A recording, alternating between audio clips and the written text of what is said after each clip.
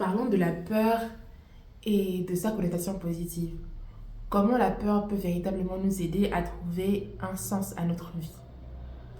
Je suis vraiment du genre à toujours transposer les concepts des dessins animés, les concepts des animés, surtout parce que je suis fan de manga. Donc ces concepts-là, je les utilise avec intention dans la vie de tous les jours pour pas juste les consommer sans véritablement les comprendre. Ou je leur donne un sens en fait, une symbolique qui m'est propre et qui me permet justement de les rendre utiles.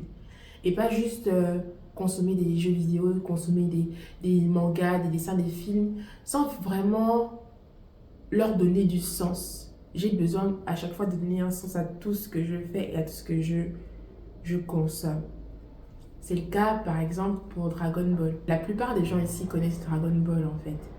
Et surtout, la plupart des gens ici connaissent le concept des 7 boules de cristal qui permettent justement d'invoquer un dieu dragon, qui permet aux personnes qui auront trouvé les 7 boules de cristal de faire un vœu qui sera forcément réalisé. Donc en fait, Son Goku, c'est ce garçon qui, avec l'aide de Bulma, donc le super génie en électronique et en robotique, donc avec l'aide de Bulma, va se lancer dans une aventure pour trouver les 7 boules de cristal. Et ces 7 boules de cristal là, lorsqu'elles sont réunies, comme je le disais notamment, elles vont permettre d'invoquer un dieu qui va justement réaliser le rêve, réaliser le souhait de Son Goku. J'ai longtemps rêvé en tant qu'enfant de trouver moi-même mes boules de cristal. Trouver des boules de cristal pour justement invoquer le dieu Shenron et lui demander justement de réaliser mes vœux. Pourquoi pas ramener les défunts comme l'a fait probablement 500 000 fois Son Goku. Je pense qu'en fait, ces concepts, ou ce concept en particulier, comme tant d'autres, peut véritablement être transposé dans notre vie quotidienne pour la rendre plus magique, pour lui donner plus de sens. C'est comme ça qu'on va pouvoir faire un lien avec le sujet du jour, la peur.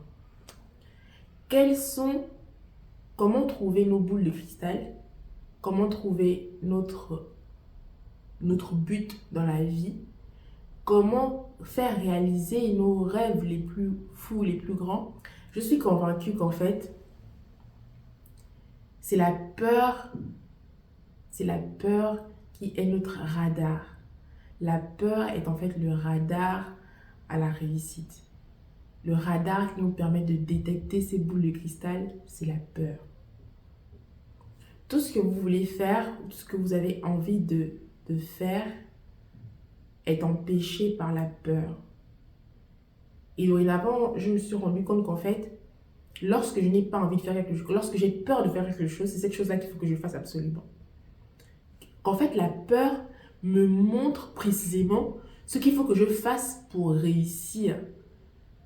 La peur me dit, voici ce qu'il faut que tu fasses. T'as peur, c'est ça qu'il faut que tu fasses. T'as peur de courir des kilomètres, c'est ce qu'il faut que tu fasses. T'as peur de faire du cardio, c'est ce qu'il faut que tu fasses. T'as peur de te lancer et écrire ton livre, c'est ce qu'il faut que tu fasses. En fait, la peur vous montre toujours exactement sur quoi il faut que vous vous concentrez pour atteindre vos objectifs et pour réaliser votre rêve ultime. C'est aussi simple que ça. La peur est en fait le radar de Bulma, le petit radar qui vous permet de trouver les boules de cristal. Ces boules de cristal en fait sont comme des éléments nécessaires justement à l'accomplissement du grand rêve, du grand projet architectural de votre vie. Et disons que ces boules-là communiquent un peu les unes avec les autres et sont nécessaires chacune pour votre équilibre personnel. Moi, longtemps, je me suis définie comme étant une artiste en pensant qu'en fait, c'était l'art qui me définissait totalement. Mais au fond, moi, j'avais peur de faire des sciences. Et pourtant, j'admirais les personnes qui étaient super fortes en maths, en physique, etc., etc. Même si je l'ai été à un moment donné, hein, j'ai eu des facilités en sciences quand j'étais au collège, au lycée. Mais j'ai jamais véritablement voulu aller au bout parce qu'il y a eu un moment dans ma vie où je me sentais incapable de le faire. J'avais peur. J'avais peur de m'y mettre véritablement parce que je ne me sentais pas capable de le faire. Pourtant, je ressentais de l'admiration. C'est ça en fait le truc. Je voulais le faire. Au fond de moi, je me voyais être une scientifique ou une... euh, euh, je sais pas, je me voyais être une ingénieure, mais j'avais peur de faire le travail qui me permettrait de le devenir, justement parce que je ne me sentais pas capable de le faire. Et c'était ma peur en fait qui me montrait une autre facette de moi que j'avais besoin de trouver pour atteindre mon potentiel, mon véritable potentiel et pourquoi pas de mettre une pièce de plus à un puzzle, le puzzle de ma vie, le puzzle de ma réussite personnelle, de ma légende personnelle. Donc, écoutez parfaitement vos peurs parce que la peur est en fait le radar des boules de cristal. La peur vous montre ce qu'il faut que vous trouviez pour vous accomplir personnellement. Et la peur ne disparaîtra jamais. Elle s'étendra, s'étendra, s'étendra pour vous permettre de trouver le plus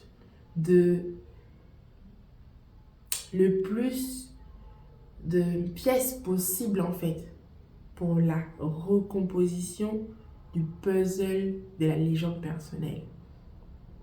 Pour trouver chacune des boules de cristal qui vous permettront justement de réaliser le rêve ultime de votre vie. Et en général, les gens pensent, et moi la première, qu'on n'est qu'une seule chose dans la vie et qu'on ne peut pas être autre chose. Surtout qu'on ne peut pas être une chose et son contraire. Mais la vérité, c'est qu'on atteint véritablement l'accomplissement personnel lorsqu'on a trouvé l'équilibre en fait. Lorsqu'on a réussi à être une chose et aussi son contraire. Lorsqu'on arrive à justement naviguer entre les deux flots, marcher comme un funambule sur la corde des deux extrêmes en fait. Donc il faut absolument ne pas, disons, se conforter dans l'image qu'on s'est fait de soi-même, mais surtout ne pas avoir peur, ou du moins accepter la peur d'être aussi le contraire de ce qu'on pense être.